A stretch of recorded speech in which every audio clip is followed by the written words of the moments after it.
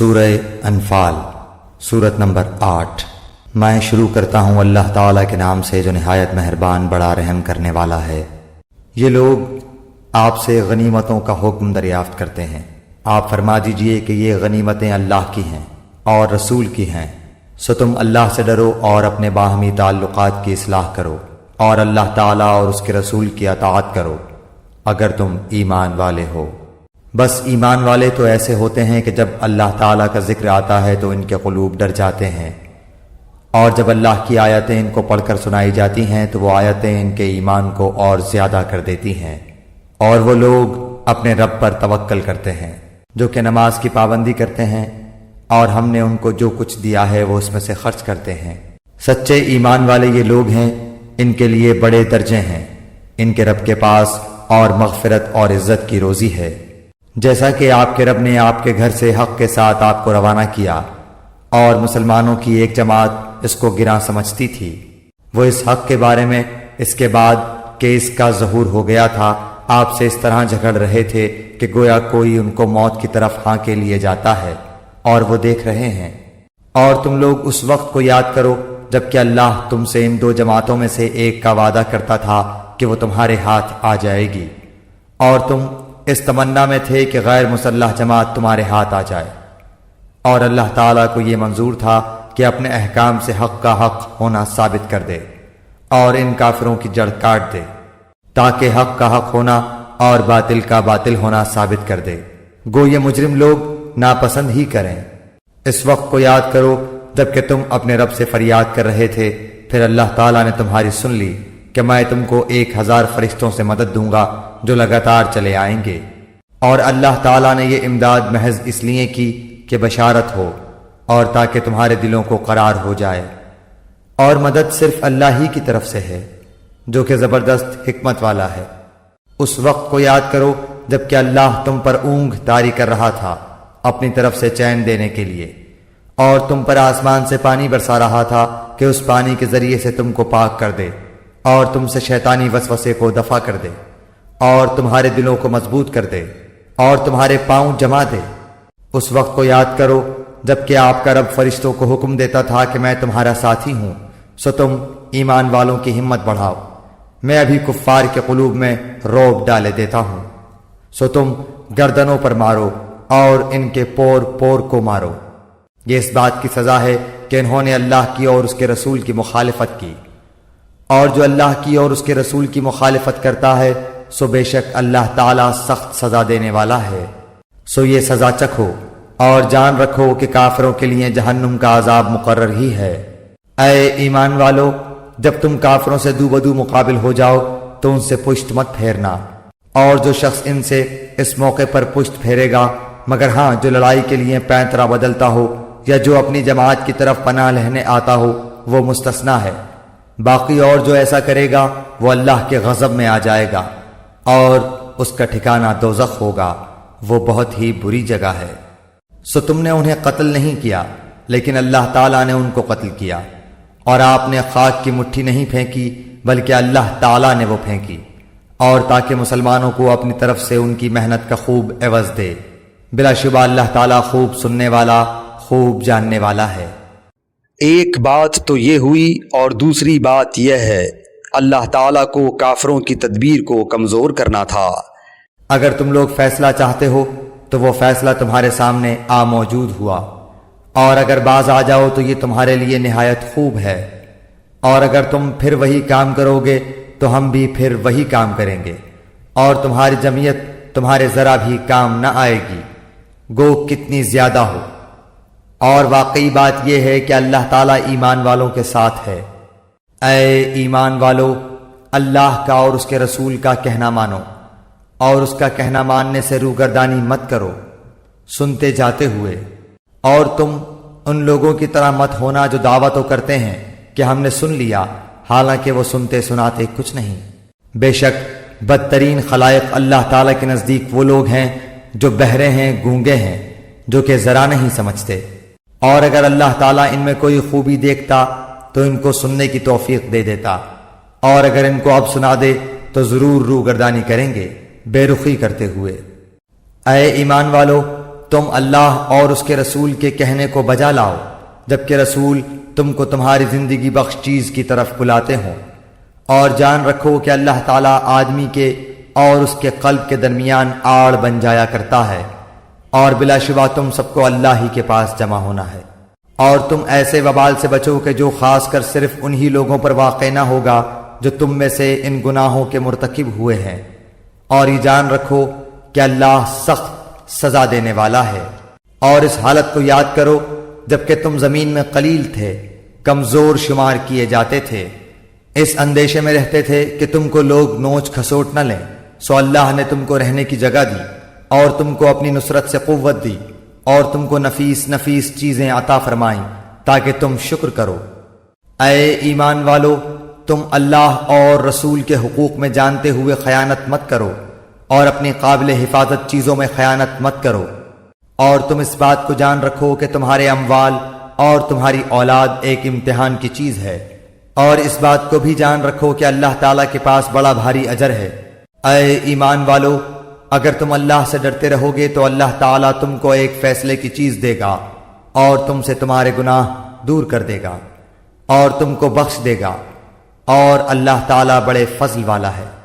اور اس واقعے کا بھی ذکر کیجئے جبکہ کافر لوگ آپ کی نسبت تدبیر سوچ رہے تھے کہ آپ کو قید کر لیں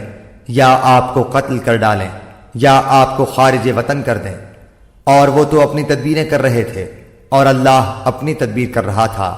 اور سب سے زیادہ مستحکم تدبیر والا اللہ ہے۔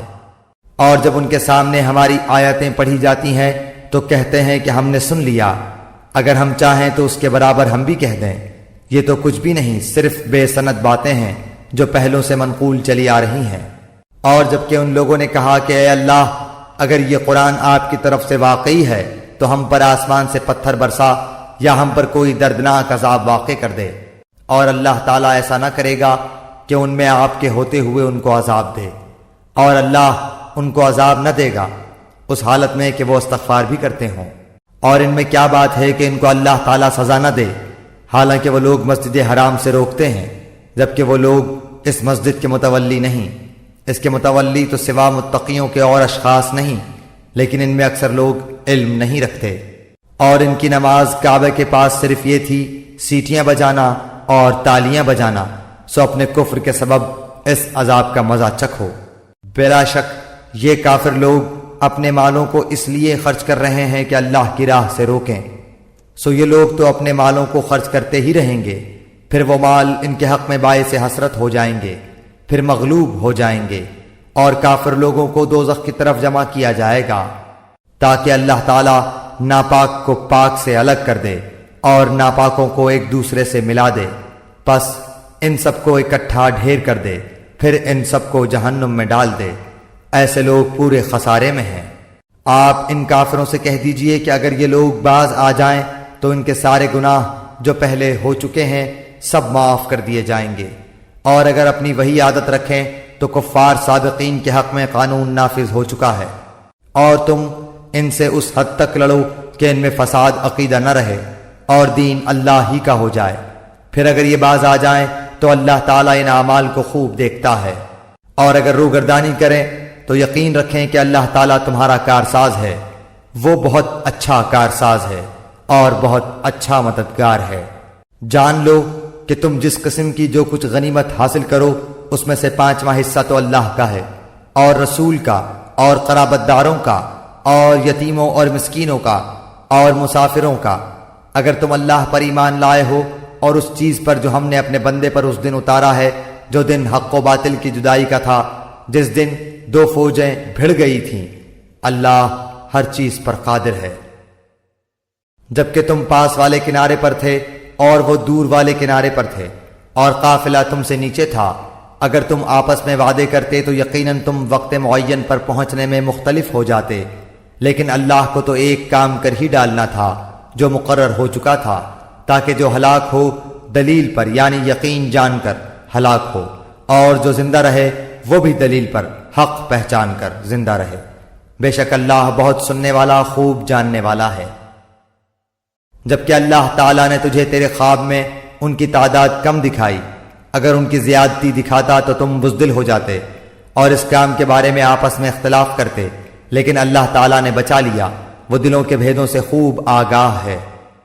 جبکہ اس نے بوقت ملاقات انہیں تمہاری نگاہوں میں بہت کم دکھائے اور تمہیں ان کی نگاہوں میں کم دکھائے، تاکہ اللہ تعالیٰ اس کام کو انجام تک پہنچا دے جو کرنا ہی تھا،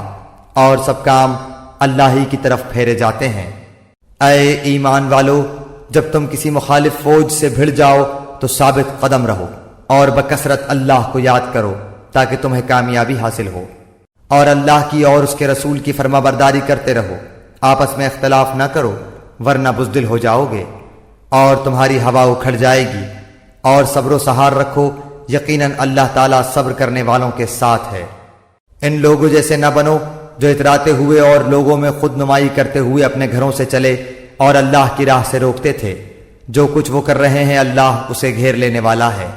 جبکہ ان کے اعمال کو شیطان انہیں زینت دار دکھا رہا تھا اور کہہ رہا تھا کہ لوگوں میں سے کوئی بھی آج تم پر غالب نہیں آ سکتا، میں خود بھی تمہارا حمایتی ہوں۔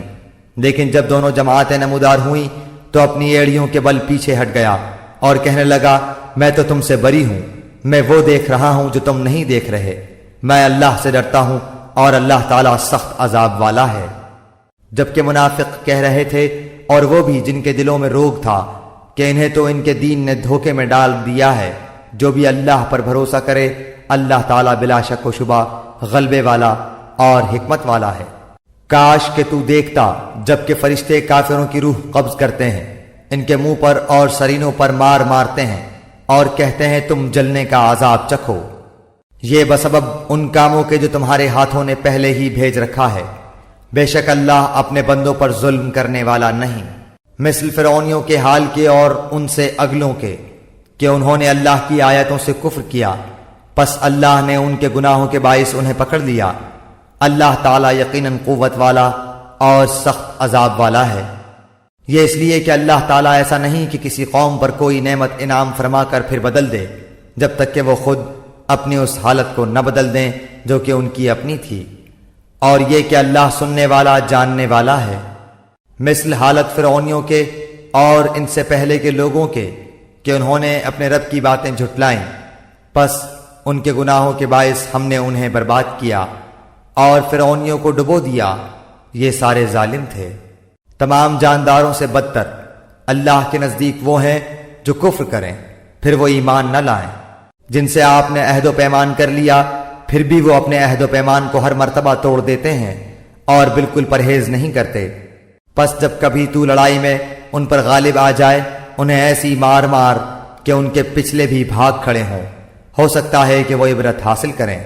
اور اگر تجھے کسی قوم کی خیانت کا ڈر ہو تو برابری کی حالت میں ان کا عہد نامہ توڑ دے، اللہ تعالیٰ خیانت کرنے والوں کو پسند نہیں فرماتا۔ کافر یہ خیال نہ کریں کہ وہ بھاگ نکلے، یقیناً وہ عاجز نہیں کر سکتے۔ تم ان کے مقابلے کے لیے اپنی طاقت بھر قوت کی تیاری کرو اور گھوڑوں کے تیار رکھنے کی، کہ اس سے تم اللہ کے اور اپنے دشمنوں کو خوف زدہ رکھ سکو، اور ان کے سوا اوروں کو بھی جنہیں تم نہیں جانتے، اللہ انہیں خوب جان رہا ہے۔ جو کچھ بھی اللہ کی راہ میں صرف کرو گے وہ تمہیں پورا پورا دیا جائے گا اور تمہارا حق نہ مارا جائے گا۔ اگر وہ صلح کی طرف جھکیں تو تو بھی صلح کی طرف جھک جا اور اللہ پر بھروسہ رکھ، یقیناً وہ بہت سننے جاننے والا ہے۔ اگر وہ تجھ سے دغا بازی کرنا چاہیں گے تو اللہ تجھے کافی ہے، اسی نے اپنی مدد سے اور مومنوں سے تیری تائید کی ہے۔ ان کے دلوں میں باہمی الفت بھی اسی نے ڈالی ہے۔ زمین میں جو کچھ ہے تو اگر سارا کا سارا بھی خرچ کر ڈالتا تو بھی ان کے دل آپس میں نہ ملا سکتا،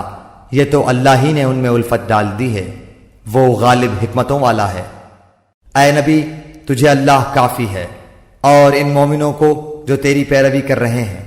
اے نبی، ایمان والوں کو جہاد کا شوق دلاؤ، اگر تم میں 20 صبر کرنے والے ہوں گے تو 200 پر غالب رہیں گے، اور اگر تم میں 100 ہوں گے تو 1000 کافروں پر غالب رہیں گے، اس واسطے کہ وہ بے سمجھ لوگ ہیں۔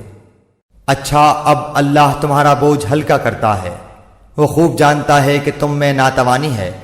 پس اگر تم میں سے 100 صبر کرنے والے ہوں گے تو وہ 200 پر غالب رہیں گے، اور اگر تم میں سے 1000 ہوں گے تو وہ اللہ کے حکم سے 2000 پر غالب رہیں گے۔ اللہ صبر کرنے والوں کے ساتھ ہے۔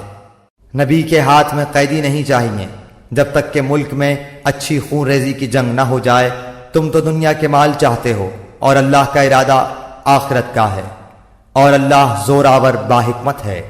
اگر پہلے ہی سے اللہ کی طرف سے بات لکھی ہوئی نہ ہوتی تو جو کچھ تم نے لیا ہے اس بارے میں تمہیں کوئی بڑی سزا ہوتی۔